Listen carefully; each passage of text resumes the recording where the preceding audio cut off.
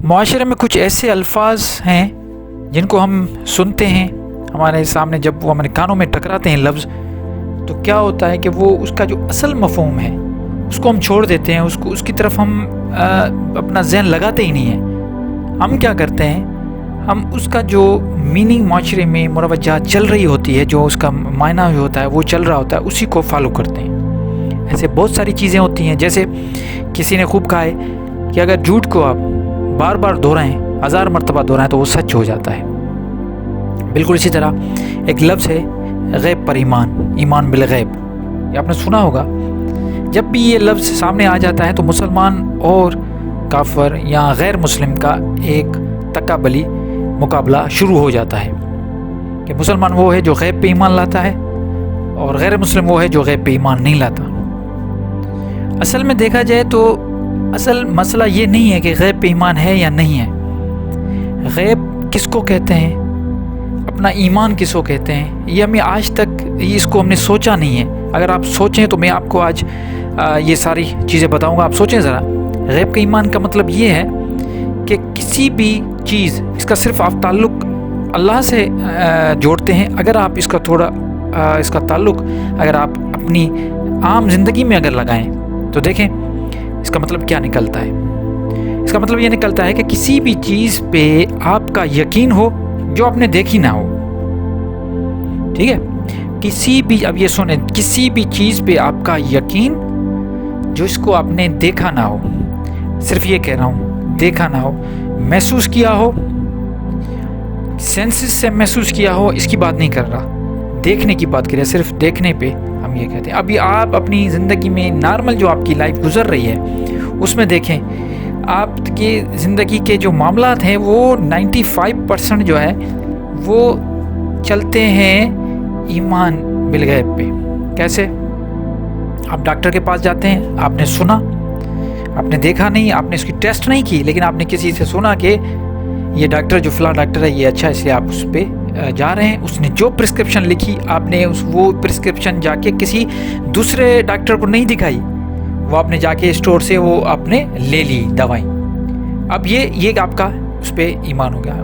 اسی طرح public transport پہ جب بیٹھتے ہیں آپ بسز میں، تو ڈرائیور گاڑی چلا رہا ہے، تو آپ کا کیا، آپ اس ڈرائیور کو جانتے ہیں؟ نہیں جانتے، لیکن پھر بھی آپ کو پتہ ہے، آپ کا ایمان ہے کہ یہ ڈرائیور صحیح گاڑی چلائے گا اور ہم اپنی منزل تک پہنچ جائیں گے۔ تو اسی طرح بہت ساری ایسی چیزیں ہیں، میں آپ کو بتاؤں، آپ جیسے کسی ہوٹل میں جاتے ہیں، وہاں پہ آپ کھانا کھاتے ہیں، اب وہ کھانا آپ نے ٹیسٹ نہیں کیا، آپ کو پتہ ہی نہیں اس میں زہر ہے کیا ہے، آپ نے کھا لیا، یہ ابھی آپ کا ایمان ہے اس پہ۔ اچھے استاد جیسے ہوتے ہیں، کسی استاد کے پاس اپنے بچے کو چھوڑ آتے ہیں کہ یہ استاد ہم نے سنا ہے کہ فلاں استاد بڑا اچھا ہے، اس استاد سے ہمیں جو ہے نا بڑا جو ہے نا یہاں سے عالم دین نکلیں گے، تو آپ اپنے بچے کو چھوڑ آتے ہیں یا ٹیوشن پڑھا دے رہے ہیں۔ سائنسی معلومات میں آپ سائنٹیفک ایجوکیشن آپ سمجھیں، اکیڈمک ایجوکیشن، اس میں بھی ان پہ آپ نے اس کو چھوڑ دیا۔ اس کا مطلب یہ ہوا کہ آپ کا اس پہ بھی اتنا ہی ایمان ہے۔ تو یہ آپ کے جو 95% 96% جو روزمرہ کے جو کام کاج ہیں وہ سارے ایمان بالغیب پہ چلتے ہیں۔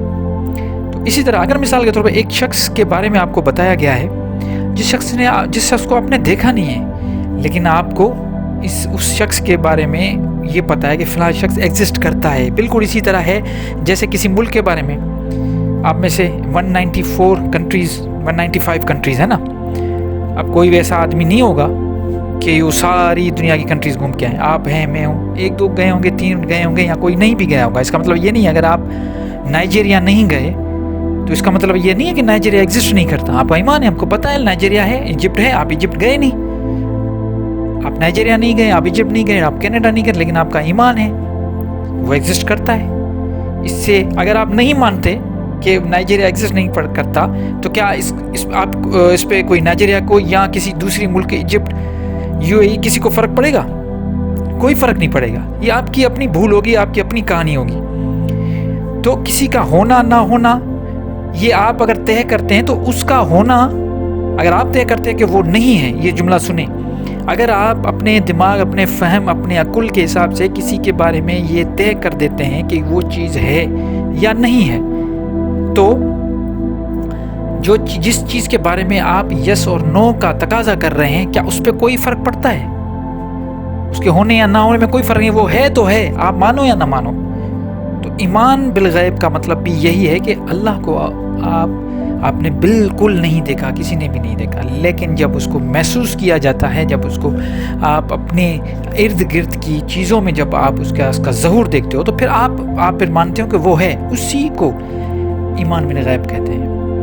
اس کا مطلب یہ نہیں ہے کہ آپ نے کچھ بھی نہیں دیکھا، آپ نے بس اندھے ہو کے آپ نے ہر چیز مان لی اور ختم، نہیں، اس کا ظہور آپ نے دیکھا، آپ نے اس کی نشانیاں دیکھی، آپ نے وہ، اگر کوئی غیر مسلم آپ کو کہتا ہے کہ ہم ایمان بالغیب پہ ایمان نہیں لائیں گے، تو آپ بھی کہیں بالکل نہیں لاؤ، صحیح بات ہے، کیوں آپ اس پہ ایمان لاتے ہو جو چیز ہے ہی نہیں؟ ہاں، اب اس کو محسوس کر کے، اس کو پروو کر کے اس پہ ایمان لائیں نا، یہ آپ کو سمجھانا ہے۔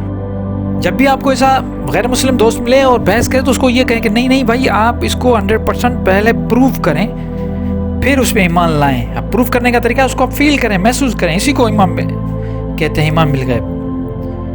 تو یہ ضروری نہیں کہ آپ کے فہم کے اندر وہ چیز آ بھی نہیں سکتی، آپ سمجھ بھی نہیں سکتے اس ذات کو۔